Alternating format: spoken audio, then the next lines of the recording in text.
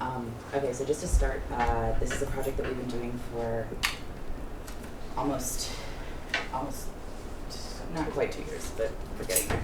And it's called Les Chez, Queer Home and Homemaking in Modern Paris. I am Raven Huizen, and I'm a sociology and French double major at Smith. And I'm Bella. I'm a senior architecture and environmental science and policy major at Smith, and I use she, her pronouns. Oh, yeah. I'm also a senior, and I use they, them, or him pronouns. Okay, so just for a little bit of context about this project, there were two major parts of starting this project that really informed how it developed.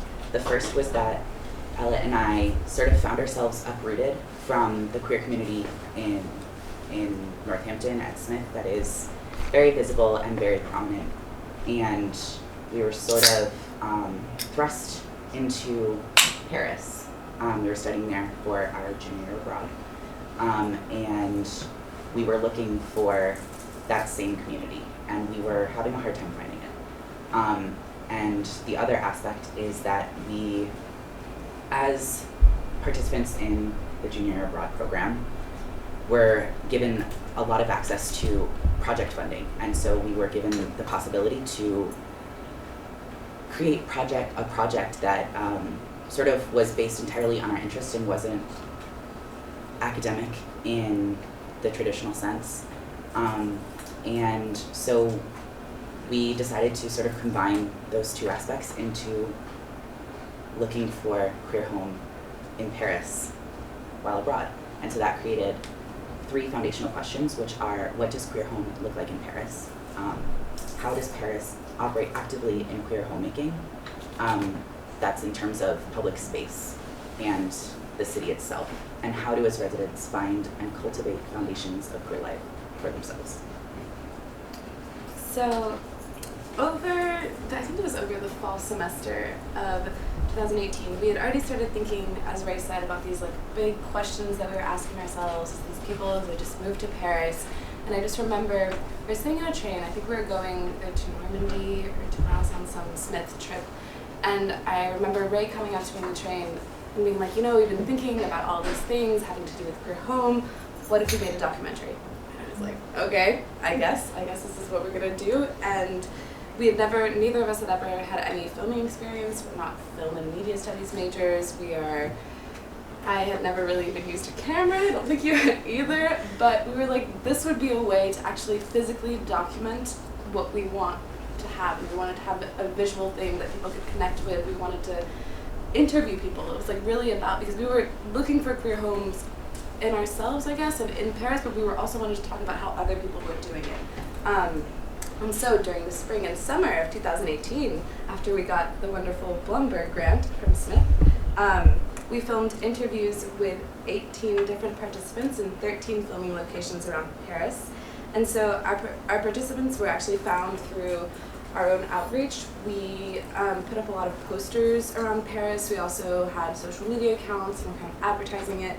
And we also had mutual friends who connected us to other LGBTQIA+ people in Paris who wanted to talk to us.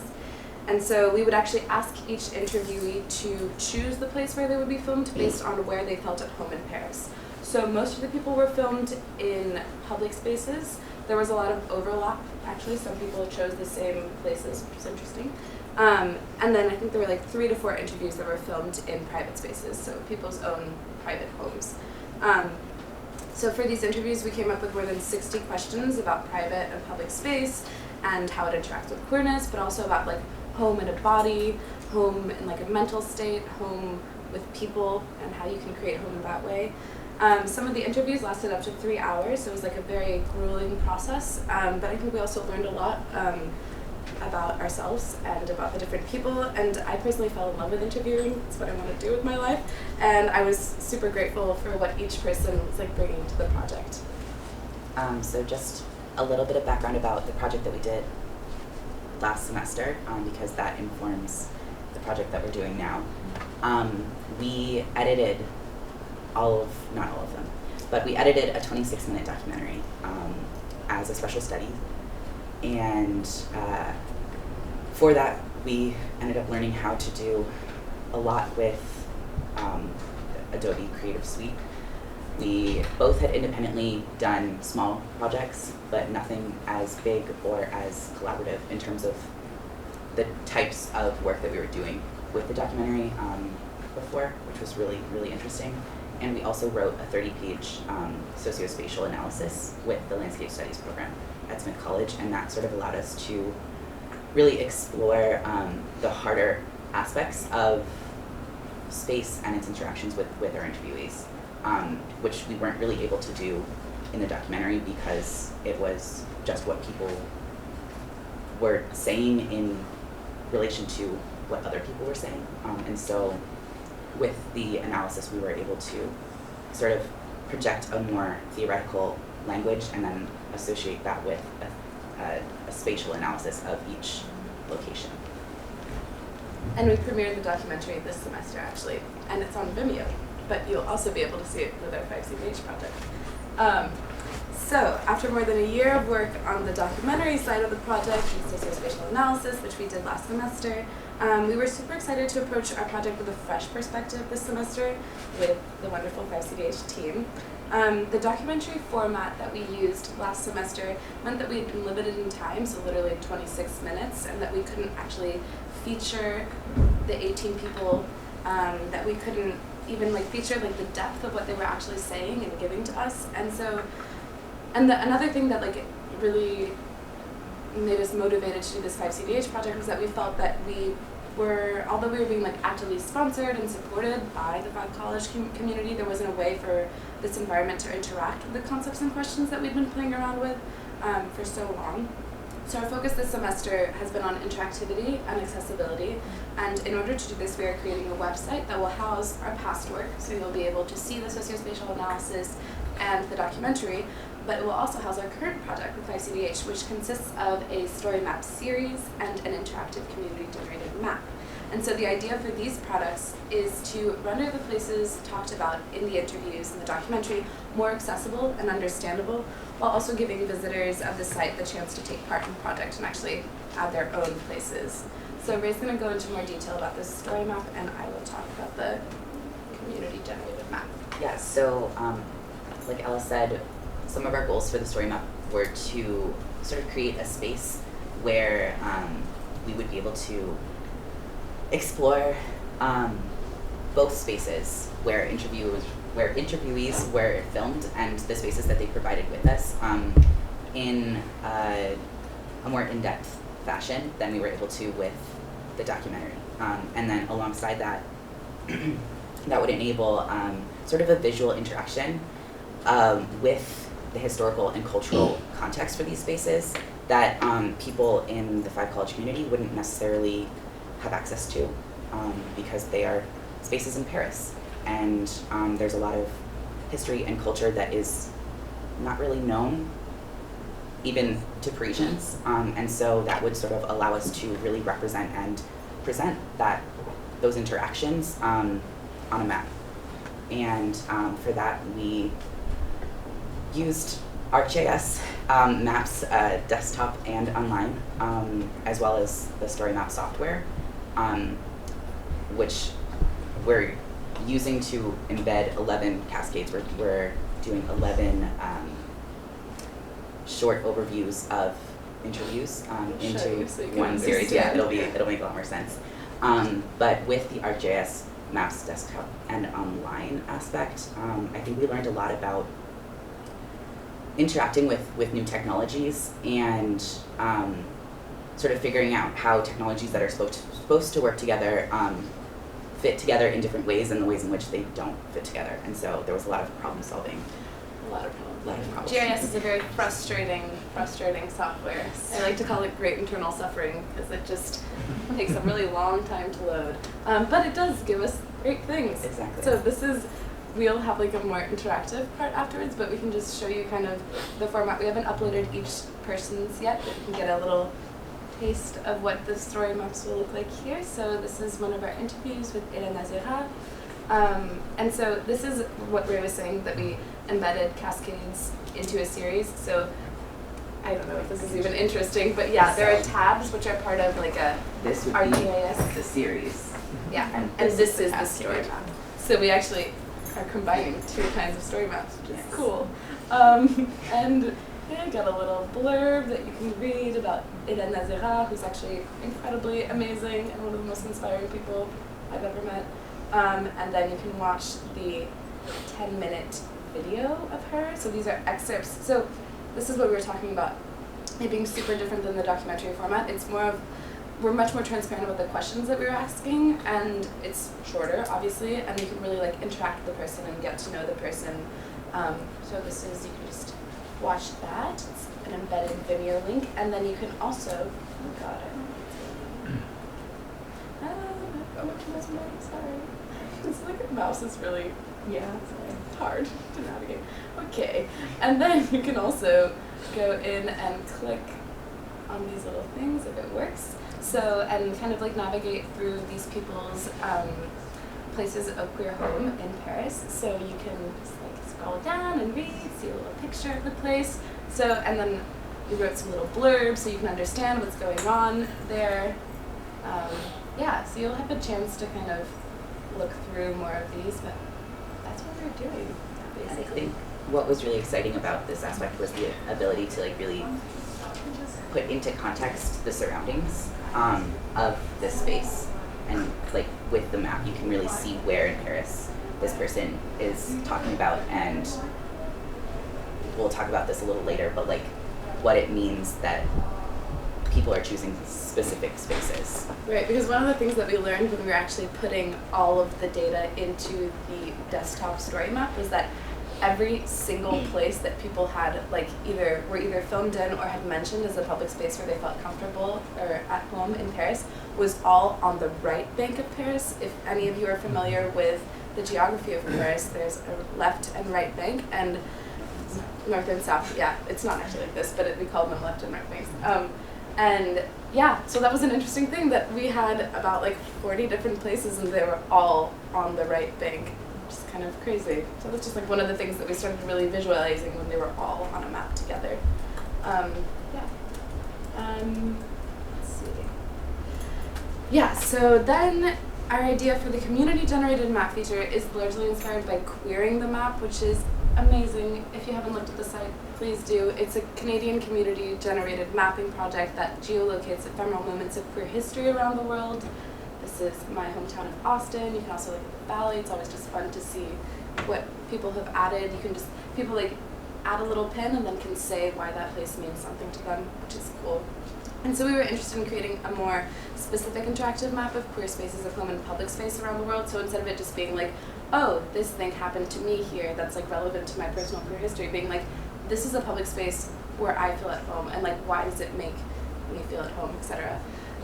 We decided to focus on public space as it turned out to be one of the most important facets of our documentary work, and a space that is constantly being reappropriated by the community since it's a very shared space. The idea is that individuals can view other queer spaces of home as well as add their own, allowing for the beginning of a comparative analysis of queer public space as it exists around the world.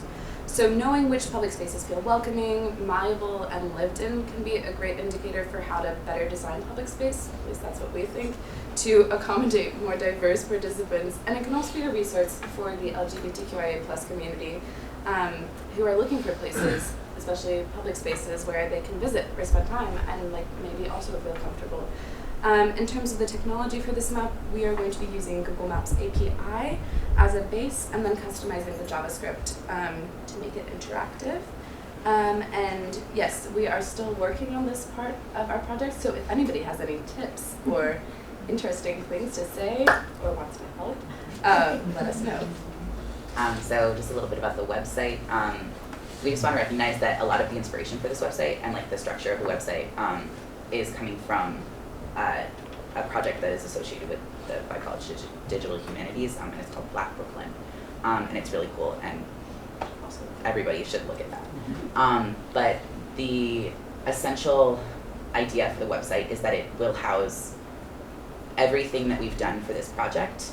So the documentary, a link to the story map, the community-generated map, a little about section, sort of, describing everything, and also, if we can figure it out, the socio-spatial analysis, because that's a pretty cool thing to read. It's definitely more theoretical, but we'd love for people to read it. And for the technology side of this, it will be hosted through the 5 College Digital Humanities, and we're just going to be using WordPress and figuring that out ourselves. So we've learned a lot over the past 2 years. We are still learning a lot, and like I said earlier, we've worked with a lot of new technology, which has been really cool, I think, for both of us, because neither of us, like Ella said, had really worked with a camera before, had really done any in-depth work with Adobe, had worked with ArcGIS, done any coding, and so I think that we're learning a lot about the capabilities of how technology can work together, and how important it is that we are literate in these softwares and these programs, and how, like, even though neither of us is really in a hard science, it can still be super relevant to our studies and to our lives post-grad. And I think we also learned a lot about what queer home looks like in Paris. There were a lot of questions concerning like the concept of queer, and that being used as a standard to replace like LGBTQ. But for the most part, what we learned is that queer home or LGBTQ home is something that people create and sort of reappropriate for themselves, and whether that's through like manipulating or molding a space, or sort of inviting friends to take up space. It's less about where you are and more about how you work with a space and who you're working with, who you're working in it with. So that was really interesting. Totally. So another thing was that we were able to explore topics that we hadn't included in the documentary, and we were so grateful to be doing this when we were compiling the clips for the story map. So with these clips, you really get to know the interviewee and are able to understand the sorts of questions we were asking, so we're really much more transparent about that process. And yeah, because in the documentary we never really got to talk about certain things like the body as a home, or about the interviewee's specific relationship to Paris, like why are they in Paris. There were just all of these details that were missing from the story. And so we hope that the range of topics covered in these clips will give viewers a better idea of what the interviewing process was like, and also a better understanding of each of these individuals. We also went back into the footage, which was super cool because we found some like crazy stuff that we had forgotten, because we had marked the footage last semester, and we're like, okay, we have to like get things that are just going to dialogue really well with each other, and we couldn't include everybody. We only had 6 people in the final documentary because it was 26 minutes long, and now we have like double the amount of people in this new project. And so yeah, we got to review our footage, and we found like these like really great moments that we had completely forgotten. We also learned a lot about collaborations that Ray and I have been working, as we said, for like a year and a half, almost 2 years, which is crazy. And I think that that's probably the most important thing that I learned, at least, is like how to work with someone when we were like tackling all of these new technologies. Things like getting our camera stolen mid-interview, which didn't happen during the 5 College Digital Humanities thing, but has definitely impacted our relationship. But yeah, so just like learning a lot about like endurance and caring and like listening to each other has been awesome. So we're both pretty stubborn and opinionated people, but we also get along really well, so it's been great. Yeah, it's been amazing. So we just would like to acknowledge some people. First of all, the 5CDH team has been really helpful this past semester, very helpful. And Rob Dorrit, who was the original sponsor of this project, he directed the JWay program in Paris while we were there. And Anne Leone, who is a professor in the Landscape Studies program at Smith, as well as the French Studies department. She directed our special studies and was really consistently there for us. Mm-hmm. And Kate Lee of the Smith Media Studios really helped us with everything having to do with Premiere and video editing has been super helpful. And then the SAL this semester has especially proven to be super, super helpful. So John, Tracy, and Stephanie helped us with great internal suffering and everything that it's been doing to us, even when we emailed them at like 9 or 10 p.m. They've been super responsive. So yeah, we couldn't have done without all of these people. That's it. That was the alarm to say that we had done 20 minutes, so we are great. If there are any questions. Thank you.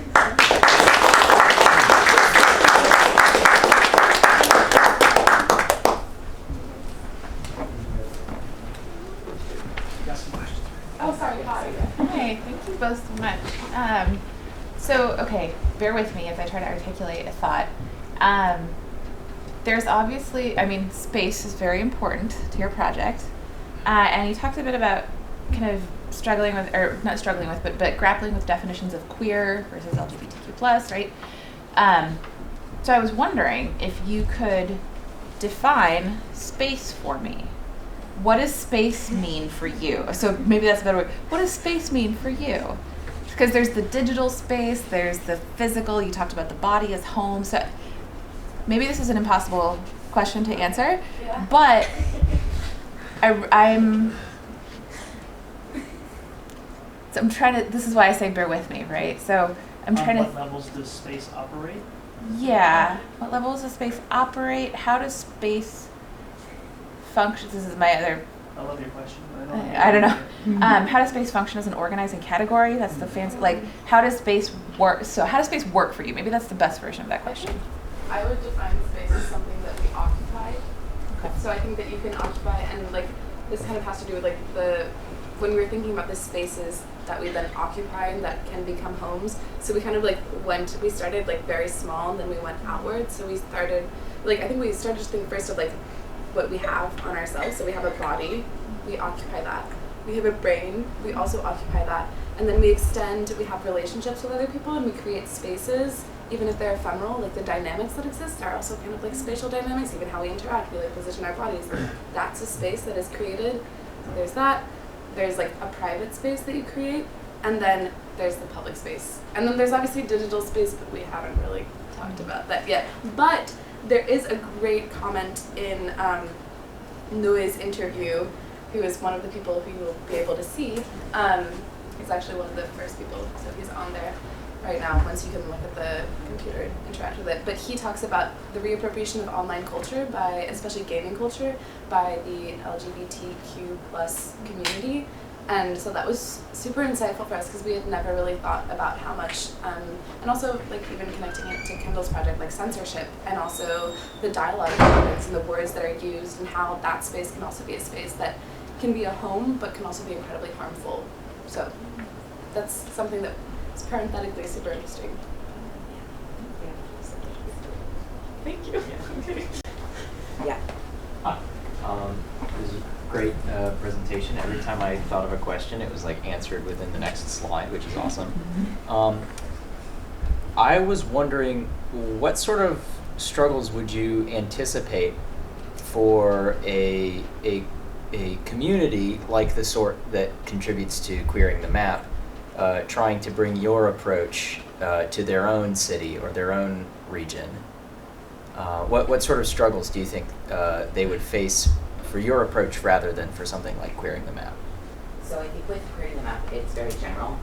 Queering the Map is essentially anything that has ever happened in a space that has anything to do with being queer can be put in that space and sort of just noted. Like a lot of it is like, oh, I fell in love with a girl here, or I like glanced at a beautiful person, something like that. Whereas ours is more about identifying aspects of a space and recognizing them as the creators of home.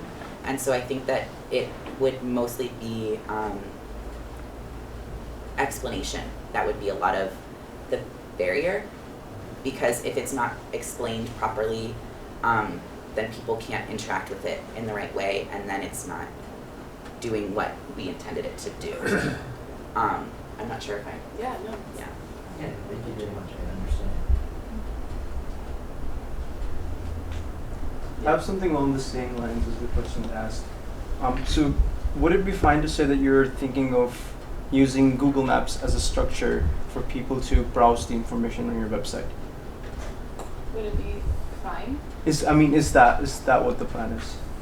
Well, yeah, the plan is, so we're basically mirroring what Queering the Map is already doing. We're in contact with them about how their website works. So But then that's run by people, and it's people uploading the information, whereas yours would be the interviews that you've done and the documentary you've made, or is it going to develop further into something that... Yeah, so actually Okay. there's the two sides of it. So there's the story maps, which have the interviewees' spaces that remain static. Nobody can touch that. And then, I mean, they can interact with it, but they can't like actually add or modify anything.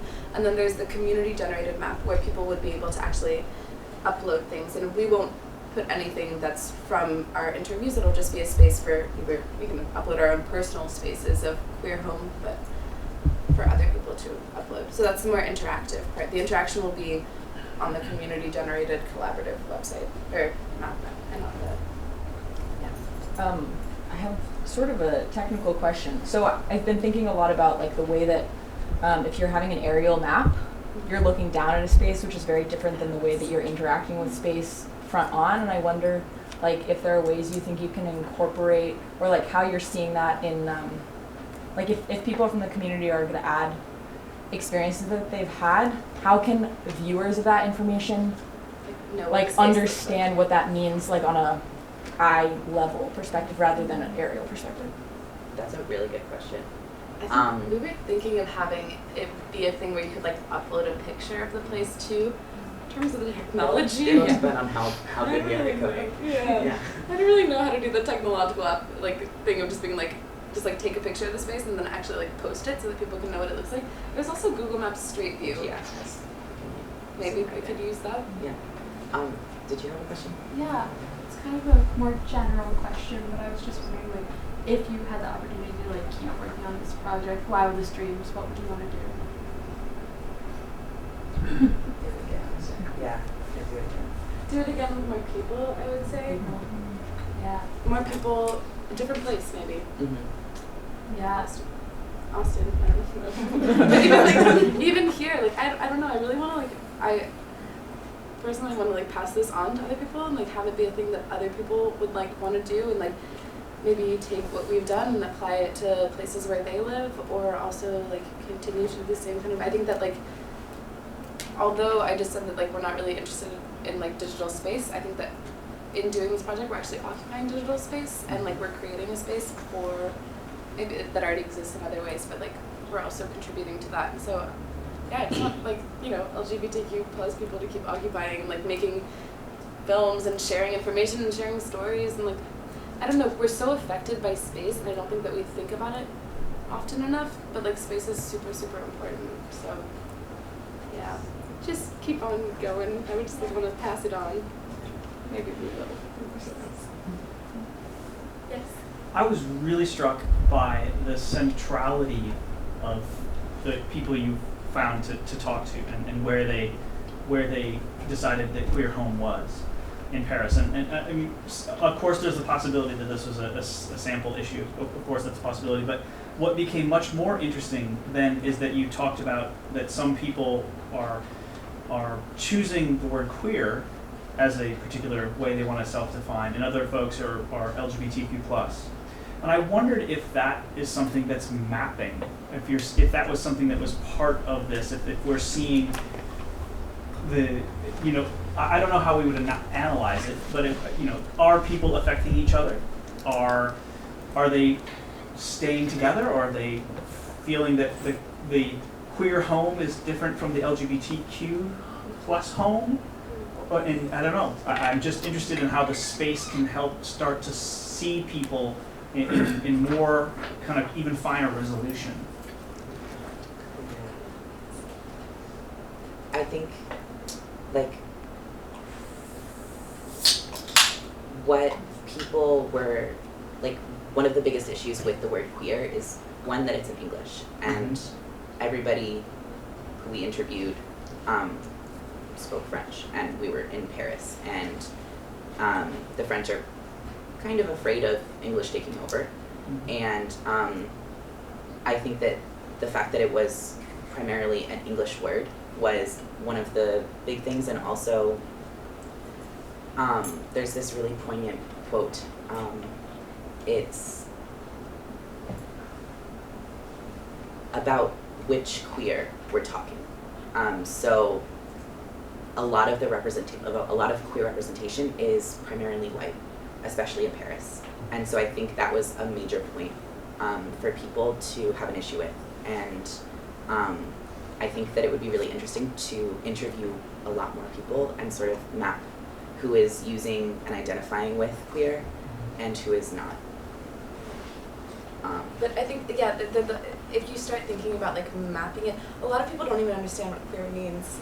So I think that there needs to be a lot of work done because, so like Ray said, there's a lot of kind of like reticence having to do with the word queer because there's a lot of, the view kind of in France of the word queer is that it was basically imported from the United States, queer theory. It was kind of like, it came as like a theory thing, not as like a grassroots thing. It's starting to, but it's like, okay, there are these theorists like Saint-Boursier, like Paul Preciado, who are amazing, and they're kind of like these like, Hélène, one of the people, says like being queer is an ideology, not a state of being. So this is kind of this view of like this queer thing is like, we're telling you what to do, like deconstructing gender, when she's like, I've spent my whole entire life trying to confirm my gender, and it's like all of these debates that are going on.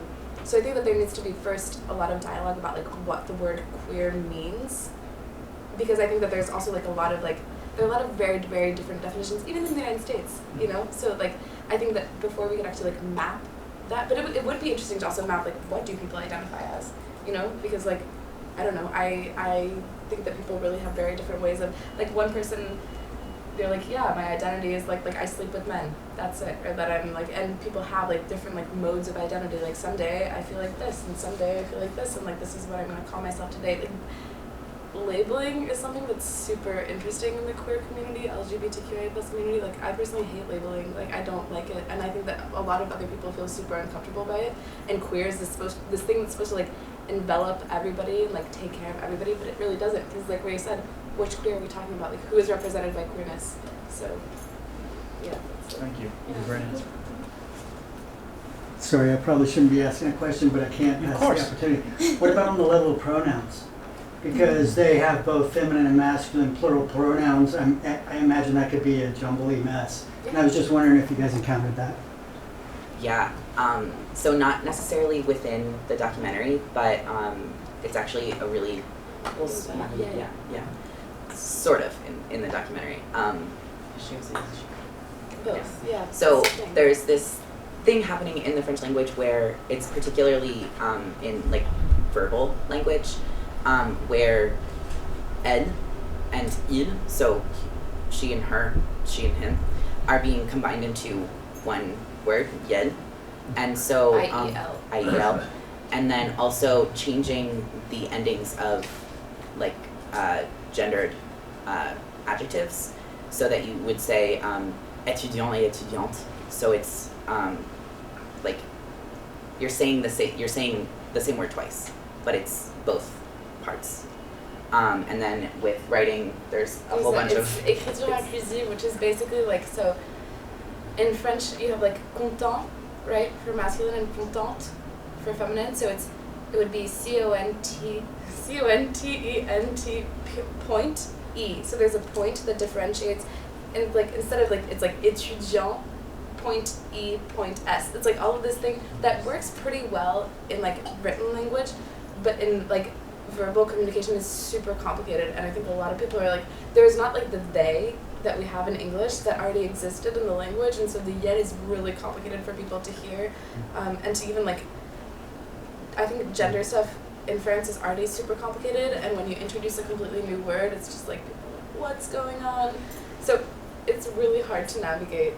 Because of their sensitivity about their language, I was just wondering what kind of resistance. Huge resistance.